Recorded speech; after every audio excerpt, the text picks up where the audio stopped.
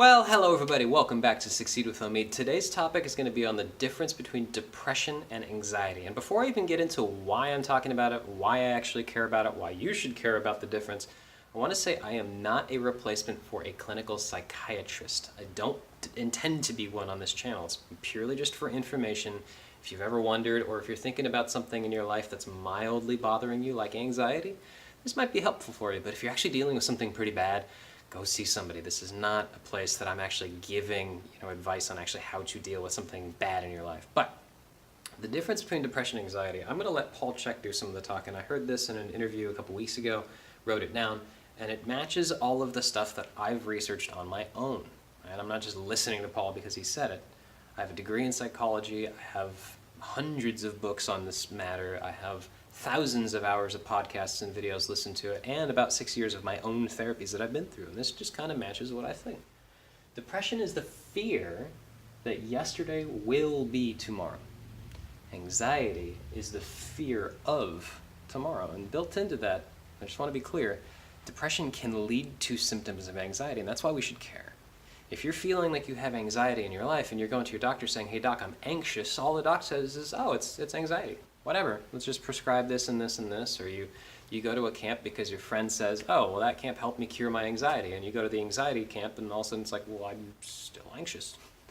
Problem is, depression can lead to anxious symptoms, and it often won't actually rear its ugly head until you really are down in the dumps and completely lethargic, don't want to do anything. I've been all of these places, by the way. So, key thing to understand, depression is based off of some proof or belief that's believed enough that it's actually been baked into our physiology, right? Our actual tissues remember the issues. So, here's how we can figure this out, right? This is my beautiful little sad face right here. Not necessarily sad, but just lethargic, unwavering, uncaring, all the stuff that comes with both of these. If you find yourself telling stories, somebody's like, "Oh, what was your childhood like?" Or "Tell me about a story from middle school or high school or your first job," or something like that, and you find yourself starting to say lots of stuff like this, right? "I wasn't, I didn't, I couldn't, they did or didn't." Any sentence you start like this, all of these used to be me, by the way. Chances are that there's some stuff basically deep into your actual physiology that you got to take care of. Otherwise, the anxiety symptoms will actually never go away because you're not killing the roots of the problem, right? If you hear yourself with anxiety saying like, "Well, what if I'm not? What if I don't? What if I can't? What if they do or don't? What if I'm not good enough? What if I'm not fast enough, strong enough, smart enough, wise enough, beautiful enough, big dick enough," whatever it's going to be.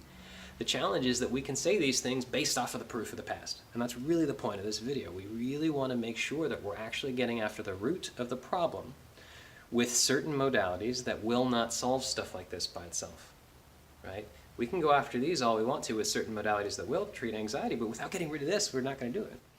So, I wrote a companion blog to this post, and I'm going to link that down below. It goes way more into depth with all of the modalities that will actually treat both of these sort of things.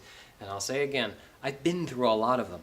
It's one of the reasons I know they work. I went through 2 years of traditional talk therapy, and they kept trying to give me tools for this. And all it did was just make me realize that there's more and more and more and more and more and more problems to worry about in life. That's all it did.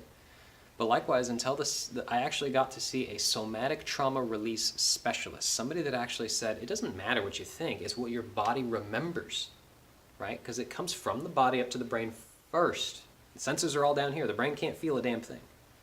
Then the brain processes, and it actually outputs a thought, and then it goes back into the body to have a reaction to whatever the stimuli was. So until we actually get rid of this with something like somatic trauma release, EMDR, traumatic experiencing, whatever it's going to be, something that deals with the actual tissues, you're never going to be able to deal with the anxiety side of things. With this can be something as simple as fear setting. If you haven't heard of fear setting before, type Tim Ferriss fear setting into Google or whatever your search engine is. And he has a great blog post about this and a TED Talk that actually really, really is fun to do every now and then. And it kind of gives a shape to whatever you're afraid of. All of this stuff here, if it's just anxiety, is based off of nothing. It's based off of a belief that something could possibly happen. I don't know why, but maybe it could. What this does, if you're remember being a little kid like I was and being afraid of the monster in the closet.